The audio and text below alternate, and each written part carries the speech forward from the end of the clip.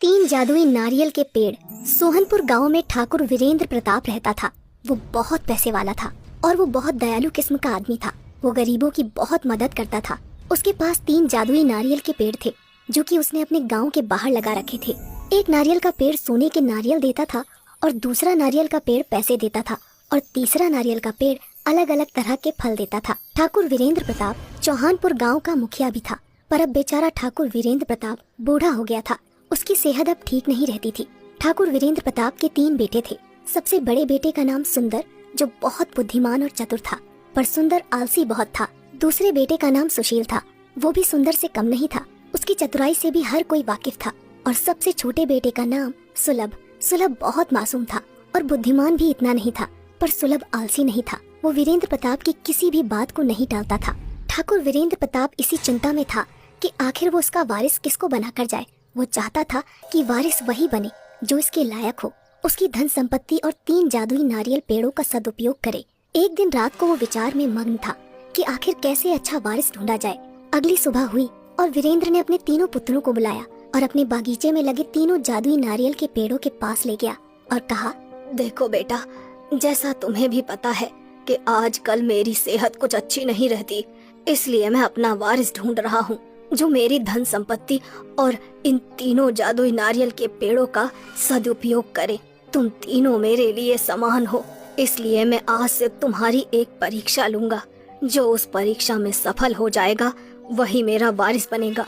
वीरेंद्र प्रताप कहता है, मैं तुम तीनों को एक एक पेड़ दे रहा हूँ और एक एक इलाका दे रहा हूँ। तुम तीनों के पास 1 महीना है। तुम तीनों को 1 महीने तक इन पेड़ों का सदुपयोग करके इनसे जनता की भलाई करनी है। और जब तुम इन पेड़ों के पास जाकर कहोगे, सुन पेड़ भाई, कर लोगों की भलाई, तो ये अपने आप फल देने लगेगा। और इन पेड़ों का अब मैं 1 महीने के लिए गांव से बाहर जा रहा हूँ और ये गांव वाले तुम्हें सौंप रहा हूँ। और ठीक 1 महीने बाद आऊंगा और देखूंगा कि तुम में से किसने लोगों की भलाई सबसे अच्छी करी है। मैं नहीं जानता तुम ये सब कैसे करोगे, ये सब तुम्हें अपनी बुद्धिमानी के प्रयोग से करना है। क्या तुम तीनों इस परीक्षा के लिए तैयार हो? तीनों बेटे एक स्वर में कहते हैं, जी पिताजी, आप फिक्र मत कीजिए, हम आपकी परीक्षा में सफल होकर ही आएंगे। सबसे बड़ा बेटा सुंदर मन ही मन सोचता है, ये परीक्षा तो मैं ही पास करके आऊंगा और गांव का मुखिया बनूंगा। आखिर मेरे में कमी क्या है? ये दोनों तो मूर्ख ठहरे।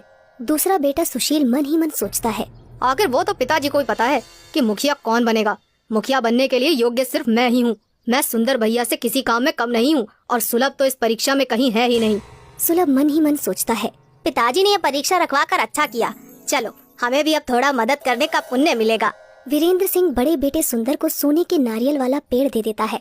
फिर दूसरे बेटे सुशील को नारियल के पैसे वाला पेड़ दे देता है और सबसे छोटे बेटे सुलभ को तरह तरह के फल देने वाले नारियल का पेड़ दे देता है और कहता है, ठीक है बच्चों, अब मैं चलता हूँ। मेरा आशीर्वाद तुम तीनों के साथ है। ऐसा कहकर वीरेंद्र प्रताप गांव से निकल जाता है। अगली सुबह होती है। तीनों बेटे अपने अपने पेड़ के पास चले जाते हैं। सुंदर सोने के नारियल वाले पेड़ के पास जाता है और सोचने लगता है कि अब लोगों की भलाई मैं इससे कैसे करूं। वो पेड़ के पास जाता है और कहता है, सुन पेड़ भाई, कर लोगों की भलाई। इतने में ही पेड़ से सोने के नारियल निकल ही पैसे आते हैं। वो सोचता है, मैं लोगों की भलाई तो बाद में ही कर सकता हूँ, अभी क्यों ना ये पैसे मैं खुद पर खर्च कर लूं।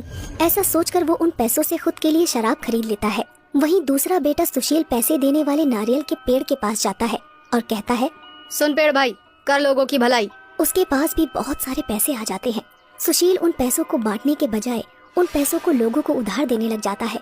वो मन ही मन सोचता है, आखिर मैं मदद कर ही तो रहा हूँ, यही तो लोगों की भलाई है।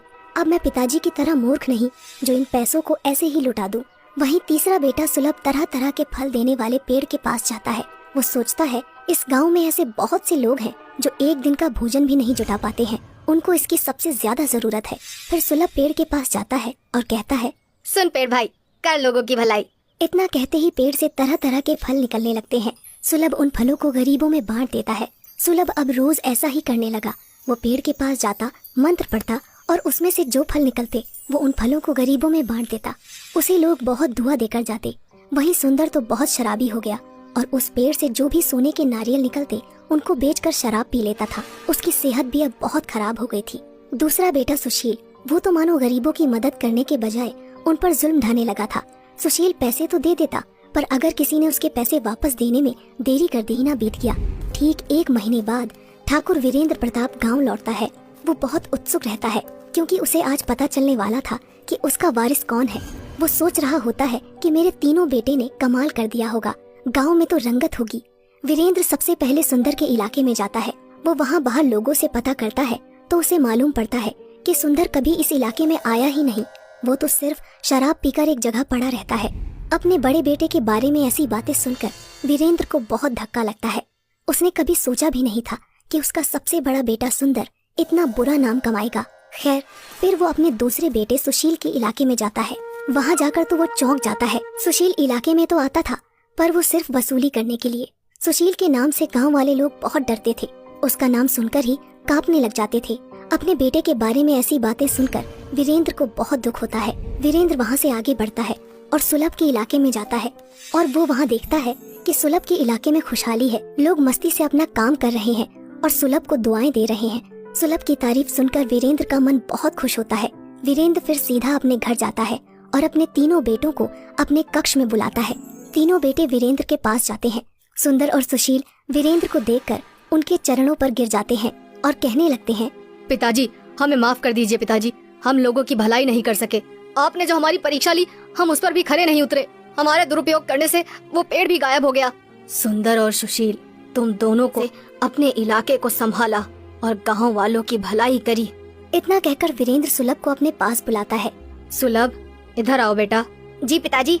सुलभ, मुझे बिल्कुल भी उम्मीद नहीं थी कि तुम इस परीक्षा में पास हो जाओगे, पर तुमने साबित कर दिया कि तुम ही मेरे असली वारिस हो। शाबाश बेटा, शाबाश। नहीं पिताजी, मैंने ये सब वारिस बनने के लिए नहीं किया। मैंने ये सिर्फ लोगों की भलाई के लिए किया। और जब मेरे बड़े भाई सुंदर हैं, तो उनके रहते मैं वारिस नहीं बनना चाहता। वाह बेटे वाह, तुम तो बेशकीमती हीरा निकले। तुम्हारी सोच को तो तुम्हारे पिता नमन करते हैं।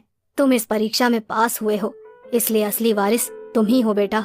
ऐसा कहकर वीरेंद्र सुलभ को गले लगा लेता है और अगले ही दिन सभी गांव वालों के सामने सुलभ को अपना वारिस और नया मुखिया घोषित कर देता है।